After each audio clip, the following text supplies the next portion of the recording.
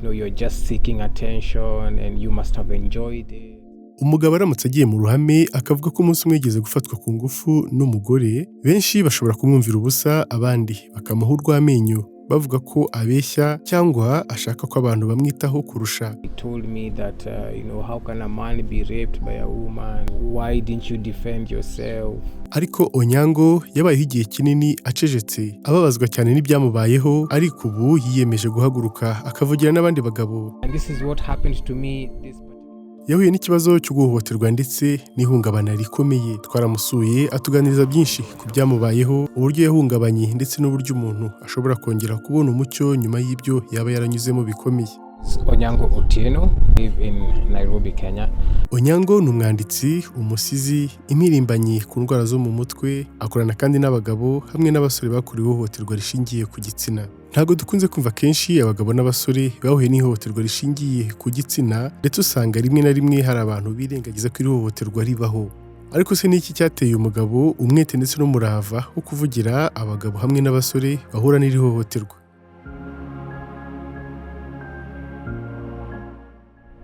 At the time, I didn't know it was sexual abuse. In December 2009, I was at home with our house help, and I remember my parents had gone off to work, and this house help was still new in our home. Iyo yavaga ku ishuri yakundaga gufata icyayi ku mugoroba, byari nk'akamenyero, ariko umukozi wabo yakundaga kumwiyegereza cyane, ariko we akabona ari bisanzwe. Sometimes she'd make some tea. So this particular day I came home and I found that she had made some tea with mandazi in the evening, and I just thought it's one of those situations where she was just making tea for the house. But this particular day things were a little different. Umunsi umwe avuye ku ishuri, umukozi yaramwegereye atangira kumugaburira. Onyango byaramutunguye, biramushobera kuko yarasanzwe yigaburira, ariko muri ako kanya ntacyo yashoboraga kubikoraho. Bitewe n'uko yakundaga gukubitwa cyane, yarabaye igikange, buryo yabaga hari ikintu kibi kigiye kumubaho, umubiri we waragagaraga. N'ako kanya rero niko byamugendekeye. I could sense that she was trying to get close to me. Then after about 20 minutes, she was very, very near me physically. And this is what happened to me this particular time. Because I didn't know what to do, my body just froze. So aha niho umukozi yahise amufatiranya, amujyana ku buriri, atangira kumukorakora ku bice bitandukanye by'umubiri kugeza ku myanya ye y'ibanga. Aramusambanya ku ngufu. Ntabyo yifuzaga gukora, ariko ntigeze abasha kuvuga oya kubera ko yari yamaze kuganzwa n'umubiri. Yisanze yakoze ibintu atateguye, ariko nyuma asubira ku ishuri. Yakomeje amasomo ye nk'ibisanzwe, ariko nyuma aza kubwirwa ko umukozi wabo atwite. Nta kindi yakoze uretse guhita ahakana ko ari we waba yaramuteye inda. So I remember I went back to school because I was a Form 6 student in Uganda at the time, and my life in Uganda just went on. Nyuma yo guhakana inda umukozi wabo yari atwite, yabwiwe ko uwo mukozi arwaye indwara zandurira mu mibonano mpuzabitsina. Ibintu byamutunguye cyane amaze kubona ibisubizo byo kwa muganga. Abana biganaga hamwe ku ishuri bose baratunguwe cyane ndetse ntibabyiyumvisha. Remember my mom texting me when I was in school, and she asked me if I knew that the house help was pregnant. And I told her yes, she had told me she was pregnant, but she had told me that the pregnancy was for another boy of where she used to work at before she came to our house.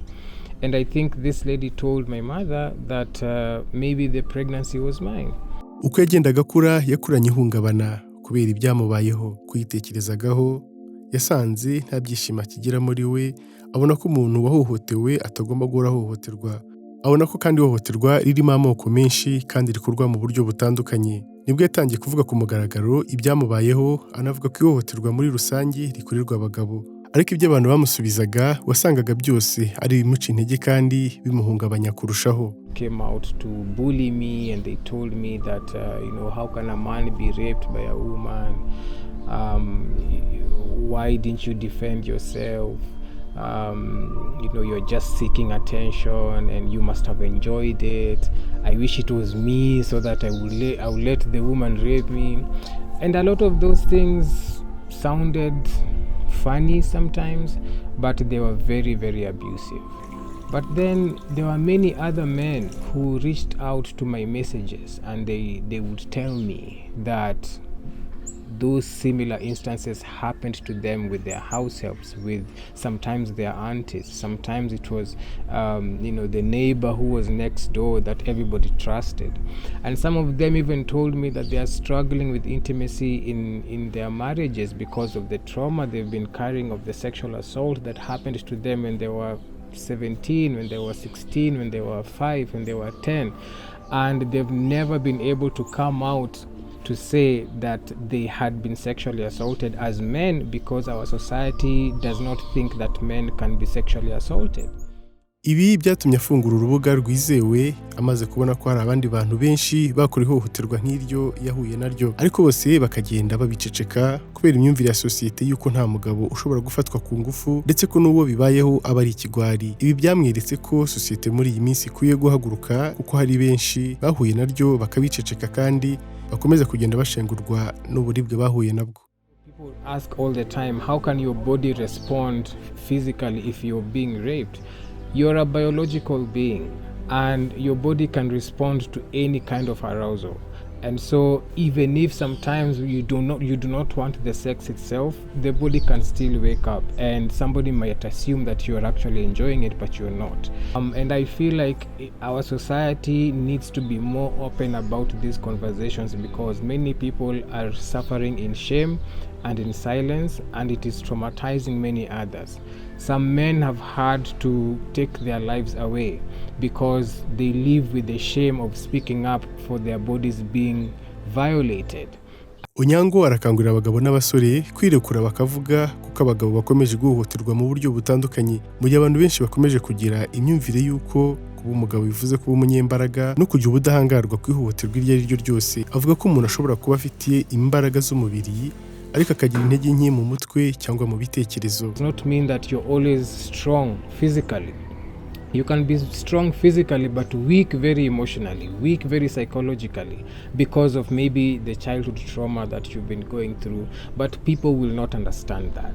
So for the men out there who have been suffering in silence out of whatever reason, I would say it might be time that we start opening up as well because this shame is only continuing to kill us. Onyango kandi afitiye ubutumwa bamwe mu babyeyi usanga bibwira ko kuba umwana wabo ari umuhungu atekanye ntacyo yaba ntawamuhotera cyangwa ngo amwangirize mu buryo ubwo ari bwo bwose. Avuga ko iba ari ukwibeshya kuko abana b'abahungu nabo bakenewe kwitabwaho kandi bakabungwabungwa nk'uko bikorerwa abana b'abakobwa. Families that have boys growing up in their homes, we should never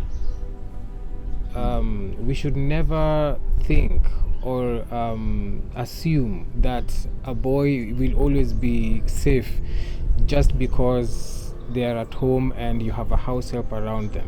Uko akomeza kugenda akora ubukangurambaga afitiye ubutumwa abagabo bakuze bahuye n'iki kibazo akomeje kugenda akoraho ubukangurambaga.